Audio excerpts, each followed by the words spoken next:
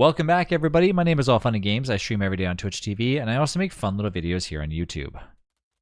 This is going to be a little bit a few videos that you might want to look the other way on, as I think a few people might have a little bit of an unpopular opinion when it comes to this situation. Now, keep in mind, this is something obviously that I've been thinking about for a while, but it's kind of obviously not something to expect in the game, so don't worry too much. But I still think it needs to be said. Stonefruits are so overpowered, it is crazy. It's actually kind of like more than overpowered, and let's talk about why. I'm actually surprised that these things have not been yet nerfed in Don't Starve together, because obviously in this situation, we're kind of looking at these things and going, wow, they offer a crazy amount of bonuses. And let's talk about why. So, when the moon originally came out, initially what ended up happening was we looked at it and said, wow, a brand new biome that's a little bit dangerous, and we could go out there and get some pretty cool stuff. So what did Clay do? They said, let's put something on the moon that entices people to come over here and get it. And that was a Stonefruit bush. I mean, yes, there are other things to get from the moon biome, but that is pretty much the big thing that people go for within the first little while. Especially if they can find Stonefruit right away, it makes the game even easier. So, why are Stonefruits so overpowered? Let's talk about it, because there's a lot of reasons. One, Stonefruits can literally be dug up. Yes, they are exactly like a regular bush, and once they're dug up, you can replant them. Of course, you need to fertilize them just as you normally would. If you decide to pick them up like you normally would, well, guess what? You're going to get twigs. Definitely not a good option to do, but it is something that you could do if you decide that you want twigs. All right. So yes, you can pick up Stonefruits and you can relocate them.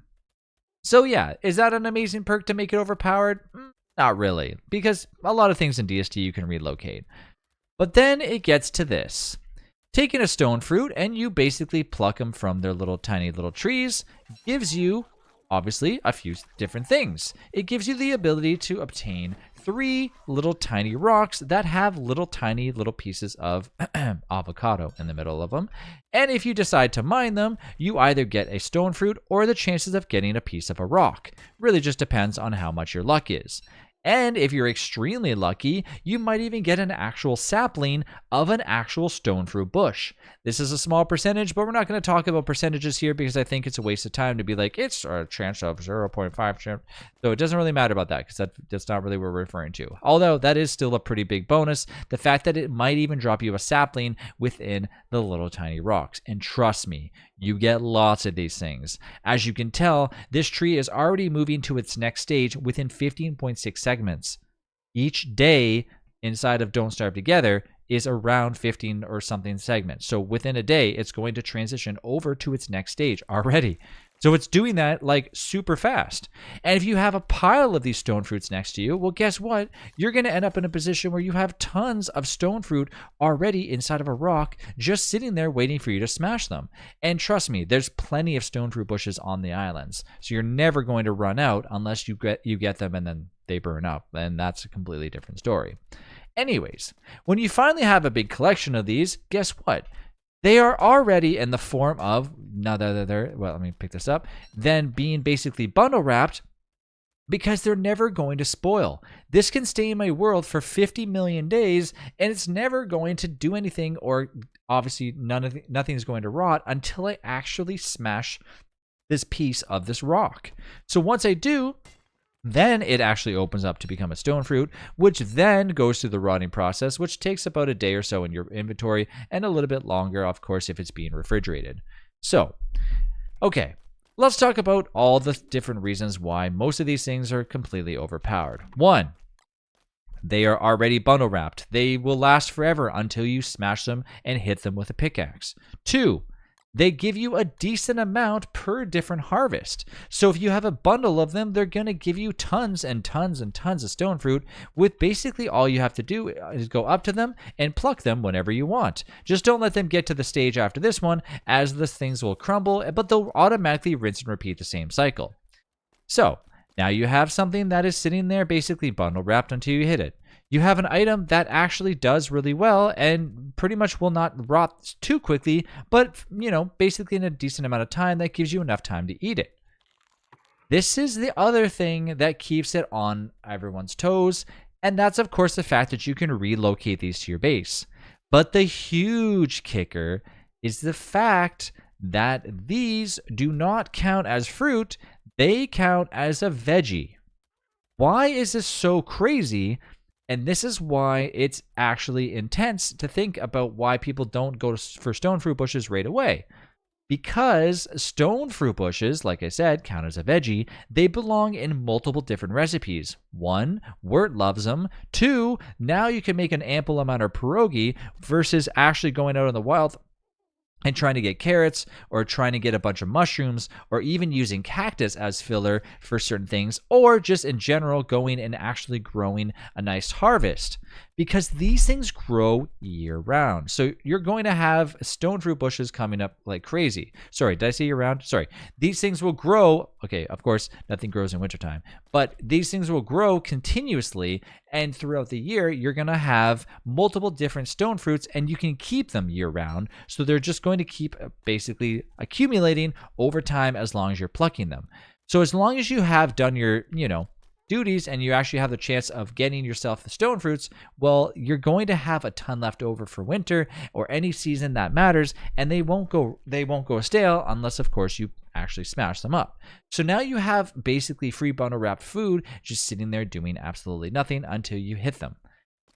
So here's the thing that people are probably not going to like. Why should you nerf them? Okay, let's talk about why you should, or maybe how we should. 1, they should not be able to be plucked up and brought back into the actual world. You should leave them on the moon biome.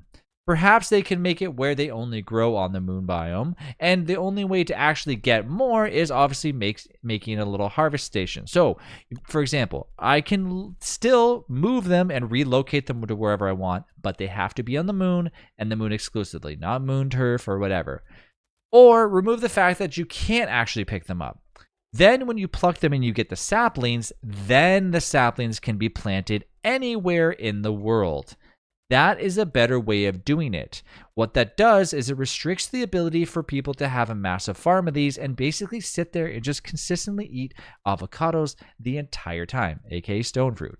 If I get a giant field of these and I consistently pick them, I could live off of these forever. Yes, even if I'm playing as Warthog, it doesn't matter. There's so many plentiful amount of these that you're just never, ever, ever going to run out of food as long as you're plucking them when you get a chance.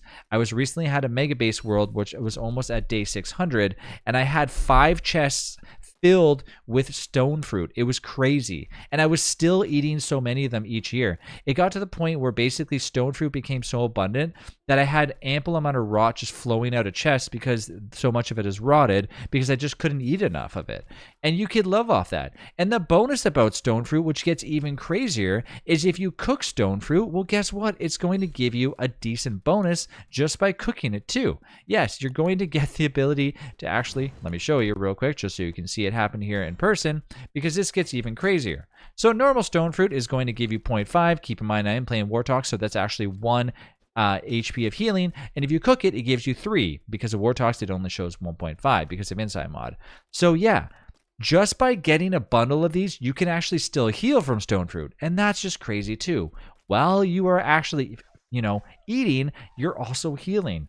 That's pretty crazy for something that grows so much. Okay, so take them, relocate them.